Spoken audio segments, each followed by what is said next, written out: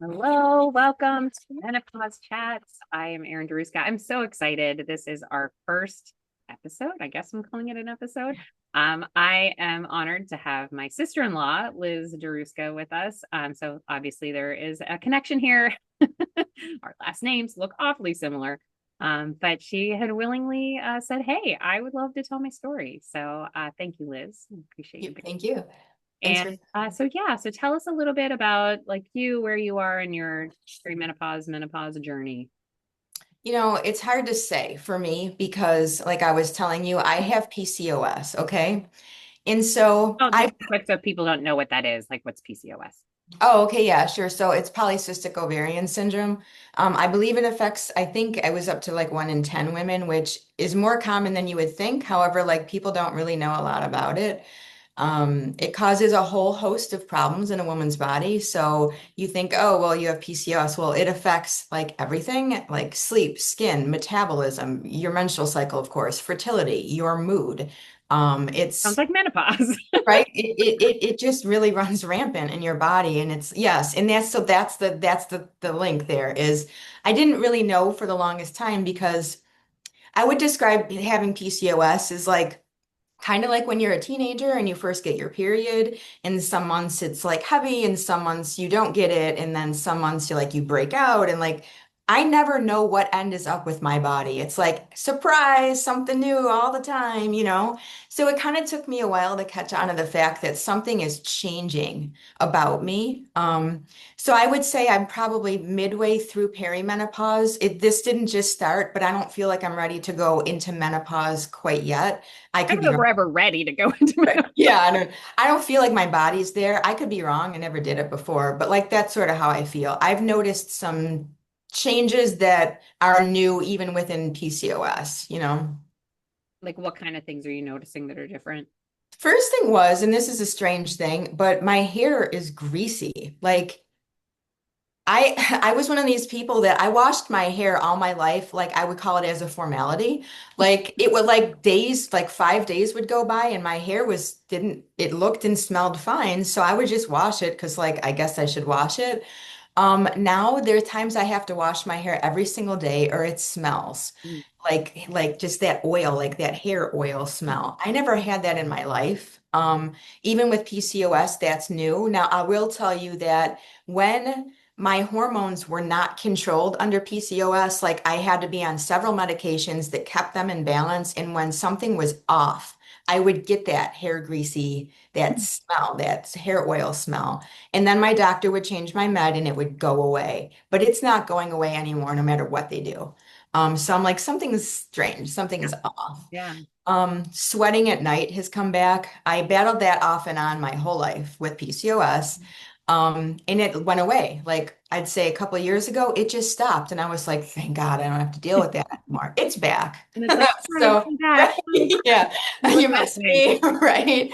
So yeah, so the like the oil, my skin is oilier, which you think as you get older, it's like it confuses me. Wouldn't you think you get drier as you get older? I feel like older women, I shouldn't say old women, older ladies have to like moisturize a lot, but like I'm getting oilier. I don't So know. I've always had to moisturize. I've been like, I had dry skin my whole life. yeah, So. I used to have drier skin and like now it's like the opposite. Like you would think like when you were a kid, like it's just getting oilier. So those two things have been like, yeah, something's shifting, you Yeah. know?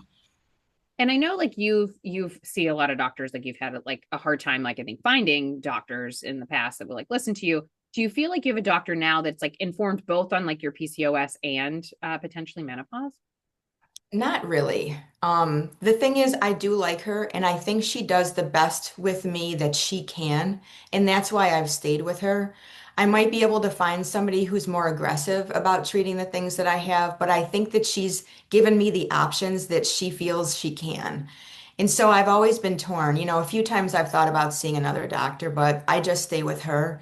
The one thing that kind of upset me, because I've been told you might know that this is totally not true. I said to her what I said to you. I've noticed changes even within PCOS. This is different.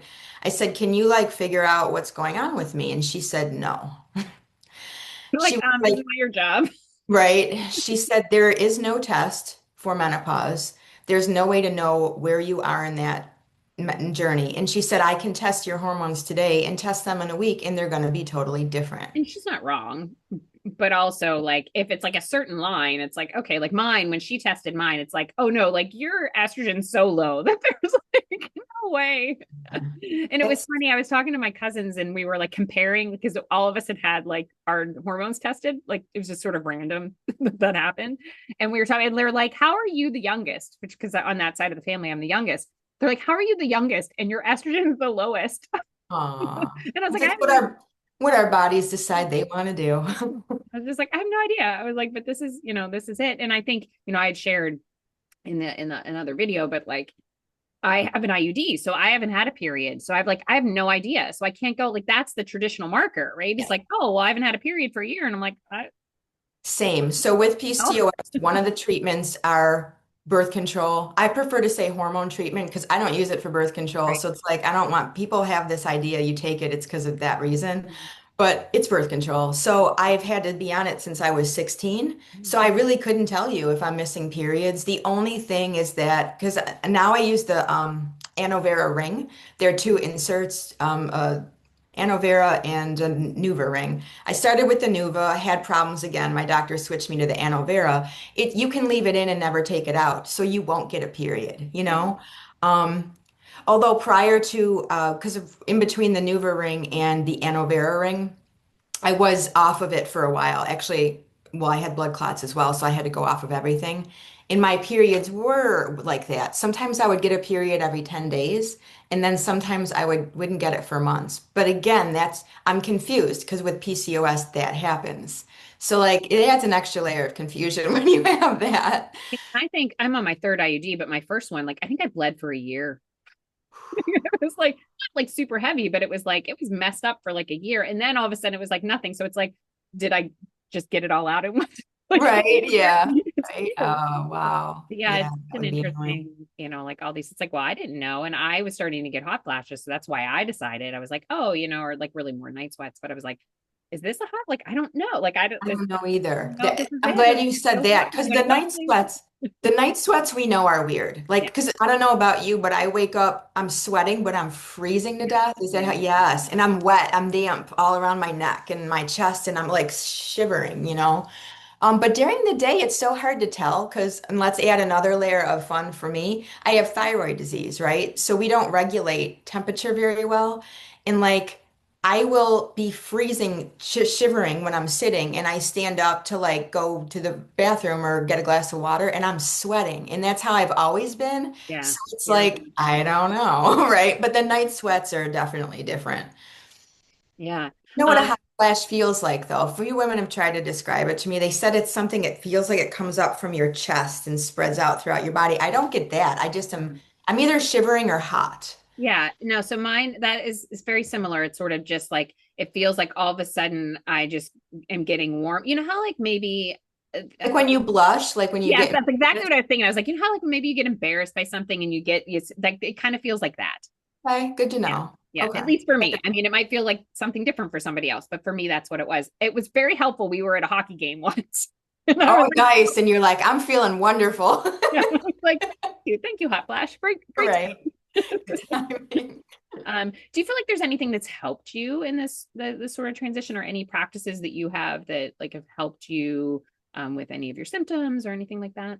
Honestly, it's just talking to other people Yeah. because I don't find the medical profession to be very helpful at all. Mm-hmm. You know, given that I have PCOS and thyroid disease, the doctor I would see would be an endocrinologist and they don't care about me. They're always like, yeah, your OBGYN can handle your PCOS and your primary can prescribe your thyroid pill. Now, my thyroid isn't something that's, oh, you have it and it's like done and over with. I have Hashimoto's, which is an autoimmune disorder. So it comes up and down and up and down. In my opinion, my thyroid should be monitored very closely. It's not. Yeah. So I think mostly it's more talking to friends and family, reading books, the internet for what it's worth, at least gives you some general knowledge, because I don't find the medical profession to have ever been very helpful to me, ever. Yeah. Well, and when it comes to menopause, like what I found, and I was like, what is that the doctors really aren't trained on it. They get like Mm-mm. maybe an hour's worth of, training in their overall training about it. So unless they seek it out on their own and they specialize in it, they don't know a lot either. So Right.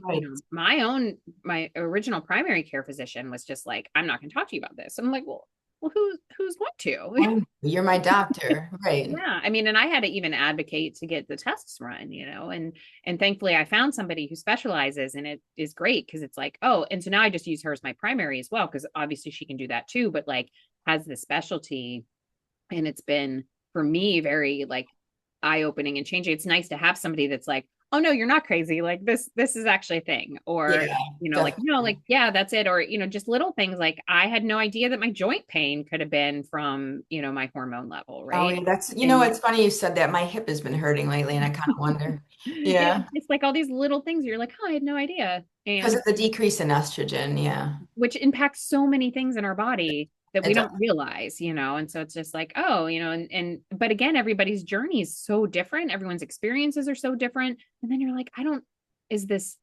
normal? Probably. Right. But like again, Well, it's not, there's not like one person that says, because I think the biggest thing we hear about is hot flashes. Well, I don't know, and you might also hear the term hot flushes because it really does feel more like a flush. Like a flush makes it seem flushing. like hot and cold, when it's really not like that. But It's it's or if something scares me, I get that too. Like I get scared, I'll get that hot rush. yeah, I'll so it's kind of see that if like that, yeah, flush, and so yeah. that, so if you ever hear that term, they're the same. It's the same because Okay. same thing, is it not? And night sweats are the same thing too. It's just at night, right? It's just like it's while I'm sleeping. So they're all the same thing. We So just don't. maybe it is happening during the day and I just don't know it. You're like, I Hmm. have no idea.